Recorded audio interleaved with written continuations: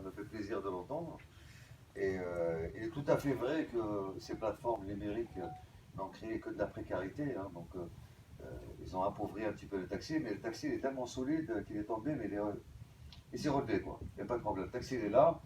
Donc, je pense qu'on va continuer sur cette lancée. Et cette génération future qui arrive, je pense qu'ils donneront le meilleur d'eux-mêmes pour donner encore une image meilleure du taxi. Par contre, moi, j'aimerais vous poser une question qui est dans votre pouvoir. Vous savez, la gare du Nord, c'est une très belle gare. On a 700 000 passagers par jour. Donc, c'est la plus grande gare d'Europe. Et on vous a interpellé plusieurs fois là-dessus. Avec M. Najouski, d'ailleurs, on a travaillé beaucoup là-dessus. Et ça reste toujours un Far West. C'est une zone de non-droit et dans toutes les gares. Donc, est-ce que vous comptez faire quelque chose là-dessus? Et je termine avec ma deuxième question. On rentre dans le Grand Paris. Quand vous êtes propriétaire des ADS, est-ce que vous allez conserver cette appellation taxi parisien ou on sera taxi Île-de-France? Alors, taxi parisien, parce que le Grand Paris, je commence par ça, puis après Christophe vous dira sur les gares. Le Grand Paris, on est en train de le construire. Hein. Aujourd'hui, c'est la métropole du Grand Paris, c'est 131 communes qui travaillent ensemble. Le président, c'est Patrick Ollier, le maire de Rueil-Malmaison. Je suis la première vice-présidente. On travaille tous ensemble sur les questions qui concernent en fait un territoire où il y a 7 millions d'habitants. Un territoire qui n'était pas prévu pour accueillir 7 millions d'habitants, ni en termes de logement, ni en termes de mobilité. Donc les deux grands axes qui en fait rejoignent la question climatique et la question de pollution sont quand même produire du logement et faciliter une mobilité qui soit une mobilité propre et non polluante. Donc ça, c'est ce qu'on est en train de construire aujourd'hui à l'échelle du Grand Paris. Avec nos collègues, on réfléchit beaucoup aux appellations.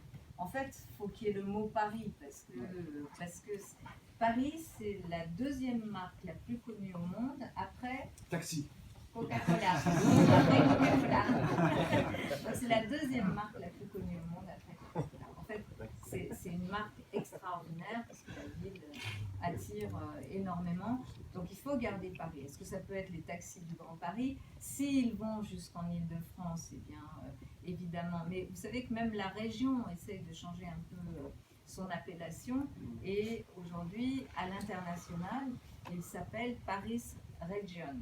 Il ne s'appelle plus Île-de-France parce que c'était un peu problématique à l'international. Pourquoi je vous parle beaucoup de l'international? Parce que c'est quand même très lié. C'est que nous, le travail qu'on fait aussi, c'est d'être des ambassadeurs. Moi, je suis une ambassadrice de ma ville. Quand on s'est retrouvé après les attentats de 2015 avec un tourisme qui était complètement plongé, j'ai choisi à ce moment-là de m'engager dans la candidature des Jeux Olympiques et Paralympiques.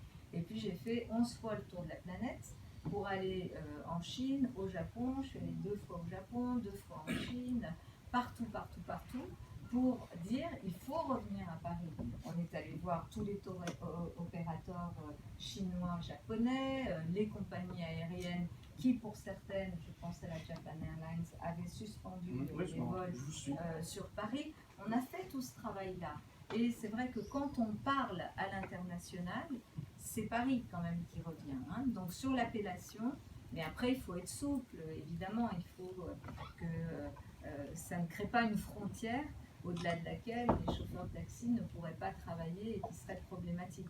Mais aujourd'hui, les échanges tels qu'on les voit se développer, c'est vraiment quand même cette zone dense de 7 millions d'habitants, elle est très importante. Et dans Paris, il faut que vous sachiez que Paris, c'est 2 200 000 habitants, mais c'est 5 500 000 personnes chaque jour. D'accord ?